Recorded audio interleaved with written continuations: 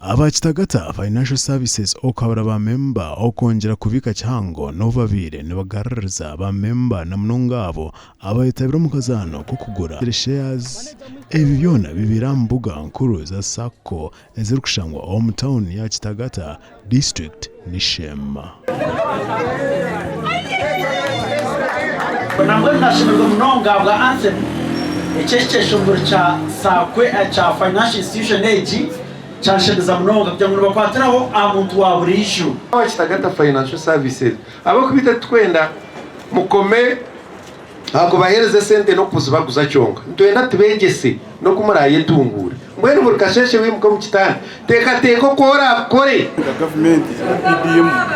abantu bakwata kasente kabo bagasevinga na Kitagata Financial Services bayitungura bakora ibintu byo na program eji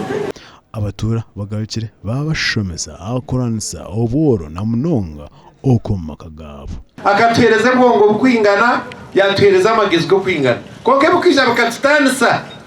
ukashanga tutashana icyo kubanza ni okutwaye igisubwa etanu seria okutwaye igisubwa na nebituru kwikiririzamo ko muntu obase surprising akagura imigabo nangwere kusingana ne yatwire ine over 5 million chanshemize munonga nkasako bamemba abanyamugisha bahangwira ibintu muri ente embuzi kahuba obutebe emfarasi nebindi waisha baroni aho naho mbajukera ntabwo kutegereza bintu wo gushabira izoba ona yacherwe n'icyo kimwe cyo hereza bwitu bubonire munonga ati nk'abantu ababaguzire imigabo orukura yenda nkahatironi oba emergency obachi